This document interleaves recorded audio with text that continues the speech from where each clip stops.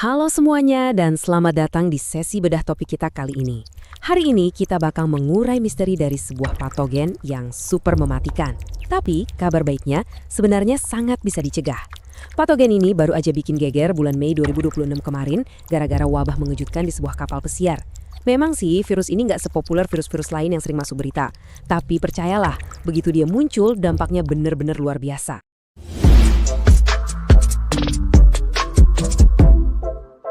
Nah, coba deh tebak virus mematikan apa yang bersembunyi di dalam debu yang biasa kita lihat sehari-hari. Jawabannya mungkin bakal bikin Anda kaget. Ini tuh ibarat ancaman siluman. Anda nggak perlu digigit hewan, apalagi bersentuhan langsung dengan hewan buas. Nggak sama sekali. Cukup dengan satu tarikan nafas di waktu dan tempat yang salah, misalnya saat Anda lagi bersih-bersih gudang, kabin, atau garasi yang berdebu, ancaman ini udah bisa masuk dan menyerang tubuh Anda. Oke, supaya kita bisa benar-benar paham, ini peta jalan yang bakal kita lewati bareng-bareng. Pertama, ancaman senyap hewan pengerat. Kedua, cara hantavirus menyebar. Terus, kisah 2 sindrom. Keempat, reaksi berlebih sistem imun tubuh. Kelima, risiko iklim dan urbanisasi. Dan terakhir, pencegahan dan kesiapsiagaan. Kita bakal telusuri jejak virus ini mulai dari ukuran mikroskopis sampai langkah nyata yang bisa Anda ambil buat melindungi diri. Sip, kita langsung masuk aja ke bagian pertama. Ancaman senyap hewan pengerat bersembunyi di depan mata. Mari kita cari tahu, dari mana sih sebenarnya virus pembawa maut ini berasal? Coba perhatikan angka di sini. 100.000. Ini adalah perkiraan batas atas infeksi hantavirus pada manusia di seluruh dunia. Dan ini terjadi setiap tahunnya loh, 100.000 kasus. Angka ini jadi bukti kuat kalau ancaman ini jauh lebih besar dari sekedar masalah lokal yang jarang terjadi. Kasusnya paling banyak tersebar di Asia dan Eropa, dan sekarang mulai merambah benua Amerika. Ya, secara diam-diam infeksi ini terus bertambah. Nah, di titik inilah terjadi apa yang para ahli sebut sebagai paradoks patogen, lewat proses lompatan zoonotik atau zoonotic spillover. Anehnya nih, secara alami, hantavirus ini sama sekali nggak berbahaya buat inang aslinya, yaitu hewan pengerat kayak tikus rusa atau tikus got. Virus ini bisa hidup bertahun-tahun di dalam tubuh tikus tanpa bikin mereka sakit sedikit pun. Tapi begitu virus ini melompat menular ke manusia, boom, dia langsung memicu reaksi yang sangat merusak tubuh kita. Lanjut ke bagian 2, cara hantavirus menyebar, bahaya di udara. Gimana ceritanya sih? Virus dari tikus ini bisa melompat masuk ke paru-paru Anda? Jadi begini, kunci utamanya ada pada proses aerosolisasi. Ingat, Anda tuh nggak perlu digigit. Cuma dengan menyapu lantai garasi atau kabin berdebu yang tertutup, Anda bisa tanpa sengaja menerbangkan urin, kotoran, atau air liur tikus yang udah mengering.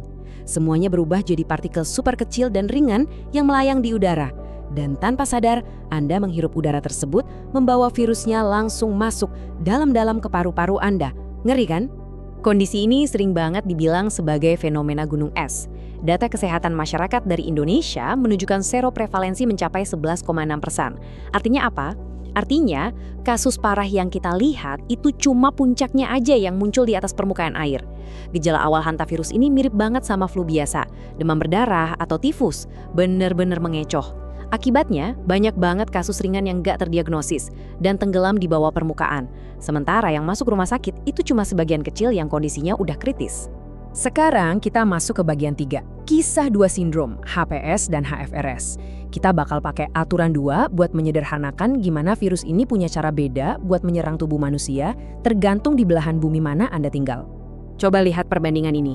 Ada hantavirus pulmonary syndrome atau HPS, ini yang menyerang paru-paru dan paling sering ditemukan di benua Amerika. Terus di sisi lain, ada hemorrhagic fever with renal syndrome atau HFRS yang spesifik menargetkan ginjal dan ini tuh endemik banget di Eropa sama Asia. Pemisahan geografis dan biologisnya ini benar-benar tajam. Walaupun awalnya dua-duanya bikin gejala yang sama persis kayak demam, capek, dan nyeri otot, tapi ujung ceritanya buat tubuh pasien benar-benar beda drastis.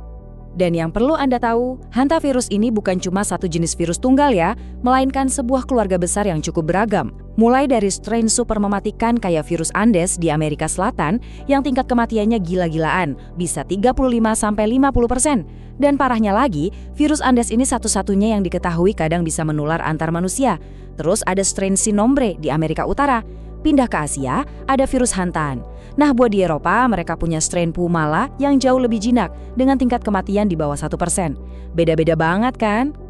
Waktu perkembangannya ini yang bikin pelacakan virus jadi super rumit. Bayangkan, masa inkubasinya tuh lama banget, bisa 1 sampai 8 minggu. Artinya, kalau ada orang yang terpapar debu pas lagi bersihin kabin di pedesaan, dia mungkin baru ngerasa sakit berminggu-minggu kemudian pas udah balik kerja di kota besar. Nah, masuk ke fase demam, terus ke fase kardiopulmoner yang parah di hari ke-4 sampai ke-10, kadang dokternya kebingungan dari mana asalnya, karena jejak penularannya udah kabur. Dan kalau pasiennya selamat dari fase kritis ini, masa pemulihannya juga cukup panjang, butuh 3-6 bulan bertahap. Oke, masuk ke bagian 4, reaksi berlebih sistem imun tubuh alias badai sitokin. Mari kita intip dari balik mikroskop buat lihat kenapa virus ini bisa mematikan banget pas udah ngehack tubuh kita. Ada sebuah ironi medis yang cukup mengerikan di sini. Sebenarnya, virus ini nggak secara langsung merusak sel pembuluh darah kita loh, nggak sama sekali. Yang dia lakuin adalah, dia mengikat integrin beta 3 pada sel endotel kita, lalu menipu sistem imun kita sendiri. Sistem imun kita jadi panik gak karuan, bereaksi berlebihan, dan memicu apa yang disebut badai sitokin yang masif. Nah, peradangan besar-besaran dari tubuh kita sendiri inilah yang bikin pembuluh darah jadi bocor parah. Ujung-ujungnya, paru-paru penuh dengan cairan untuk kasus HPS atau ginjal berhenti berfungsi untuk kasus HFRS. Bener-bener senjata makan tuan. Sekarang kita melangkah ke bagian 5. Risiko iklim dan urbanisasi mempersempit jarak. Kita bakal zoom out ke gambaran besarnya. Kenapa sih perubahan lingkungan global malah bikin ancaman ini makin menjadi-jadi? Kutipan ini merangkum semuanya dengan sangat pas. Sesuai dengan pendekatan One Health, kita nggak bisa misahin kesehatan kita dari alam sekeliling kita. Seperti kata CSRO, hantavirus ini dibentuk dari interaksi antara kita, manusia, satwa liar, dan lingkungan. Pas perubahan iklim menggeser pola hujan dan urbanisasi maksa permukiman manusia makin dekat ke habitat tikus, kita ini secara nggak sadar lagi nutup jarak antara kita dan virus tersebut. Kita makin dekat sama bahaya. Jadi, buang jauh-jauh pikiran kalau ini cuma masalah buat orang pelosok atau petani. Peningkatan curah hujan bikin stok makanan tikus melimpah ruah, populasi mereka meledak. Terus, lahan pertanian juga merusak habitat alami mereka. Belum lagi di kota-kota besar yang padat, tikus rumah kini asyik berkembang biak sambil bawa varian virus Soul. Ditambah dengan mobilitas gaya hidup kita yang suka bepergian lintas negara, kayak klaster di kapal pesiar baru-baru ini, jalur penularannya jadi makin blur. Secara fundamental, lanskap resiko hantavirus ini udah benar-benar berubah, dan kita semua ada di dalamnya. Terakhir, bagian 6. Pencegahan dan kesiapsiagaan, mengambil kendali. Kita udah bahas seramnya, sekarang gimana caranya Anda bisa aktif melindungi diri? Karena untuk urusan patogen siluman ini, kesadaran Anda adalah benteng pertahanan paling kuat.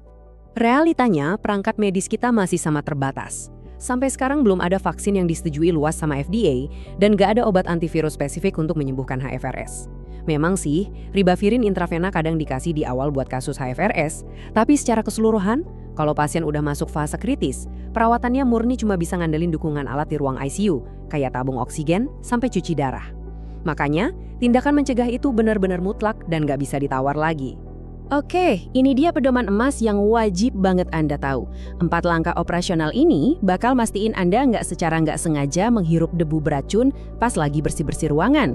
Langkah pertama, pastikan Anda buka pintu dan jendela ruangan tertutup yang berdebu selama 30 menit sebelum masuk. Biarin udaranya muter dulu. Langkah kedua, kalau lihat kotoran tikus, jangan langsung disapu. Semprot dulu pakai larutan pemutih 10% atau disinfektan. Ini penting banget. Langkah ketiga, jangan pernah menyapu atau memvakum kotoran yang masih kering. Itu sama aja Anda nerbangin virusnya ke udara dan mengerosolisasi virusnya. Terakhir, langkah keempat, lap kotoran yang udah basah tadi pakai tisu kertas, buang, dan pastikan Anda mencuci tangan pakai sabun sampai benar-benar bersih. Gampang kan? Tapi langkah simpel ini bisa nyelamatin nyawa Anda. Sebagai penutup sesi bedah topik kita kali ini, saya mau ninggalin satu pertanyaan buat Anda renungkan. Seiring dengan dunia kita yang makin menyusut ini, dengan iklim yang terus berubah, dan jejak langkah manusia yang makin meluas jauh ke habitat liar, ancaman senyap apa lagi sih yang saat ini lagi sembunyi di dalam debu, cuma nunggu waktu buat kita usik?